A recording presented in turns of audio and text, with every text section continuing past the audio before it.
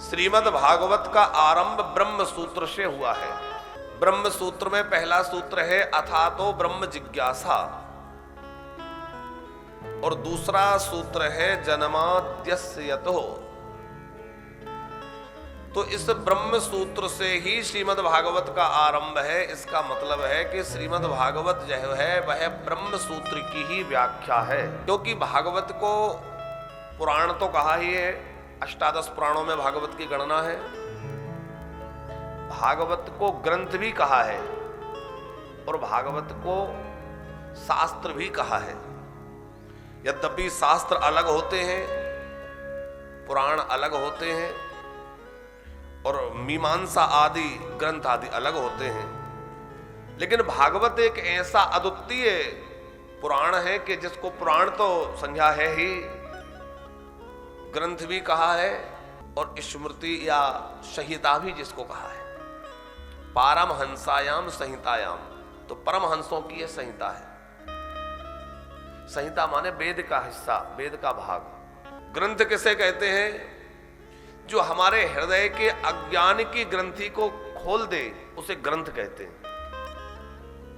पुराण का अर्थ है कि जो हमारे हृदय को प्रेम से, आनंद से परिपूरित कर दे उसको पुराण कहते हैं। पुराण शब्द का एक अर्थ है पुरा अपि नवम, जो पुराना होता हुआ भी नया है वह पुराण है। भागवत वैसे तो पुराना है, काफी समय से भागवत चल रही है, लेकिन जब भी कथा कही अथवा सुनी जाती है तो हर बार कुछ ना कुछ नया लगता है। ऐसा लगता है नई हो रही है कथा। जैसे गंगा जी बह रही हैं, तो गंगा जी पुरानी है कि नई है? तो आप कहेंगे गंगा जी तो बहुत पुरानी है, कब से बह रही है, कब भगीरथ लेकर आए थे। लेकिन उनमें जो जल बह रहा है वो प्रतिपल नया है। आपने एक बार अंजलि भरी और वो पानी किया और दूसरी अंजलि जब तक भरेंगे तब तक वो जल वहां नहीं रहेगा, वो तो बहुत आगे निकल गया दूसरा जल। तो हर बार नया जल आ रहा है कि नहीं?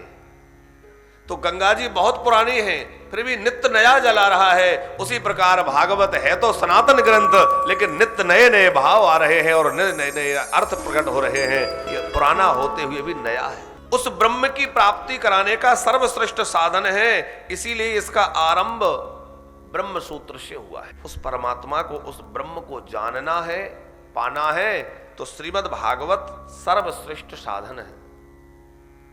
अथातो ब्रह्म जिज्ञासा जन्माद्यस्य यतो, यह ब्रह्म सूत्र है। इसका अन्वय किया जाए तो जन्माद्यस्य का अर्थ है जन्म आदि यश, जिसके कारण हमारा जन्म है, जिसके कारण हमारा जीवन है और जिनकी इच्छा पर ही हमारी मृत्यु निर्भर है। हमारा जन्म हमारी इच्छा से नहीं हुआ, नहीं तो सब लोग बड़े बड़े घरानों में जाकर जन्म लेते, कोई किसी गरीब के घर में क्यों जाता? पर वो हमारे हाथ में नहीं था। हमारा जीवन कैसा चलेगा यह भी हम भले ही सोचें कि हम अपने अनुकूल चला लें, लेकिन यदि अनुकूल ही सब चलता तो हर व्यक्ति सुखी रहता, क्योंकि सब तो सुखी रहना चाहते हैं। तो जन्म, जीवन और मरण जिनके हाथों में है, ऐसे परमात्मा। अच्छा, भगवान की वंदना, यहां जो भगवान को वंदन किया गया है वह सत्य स्वरूप में किया गया है। सत्यम परम धीमहि, और सत्यम परम धीमहि कहकर के भगवान को कहा है कि वह सत्य है, सत्य है, सत्य है।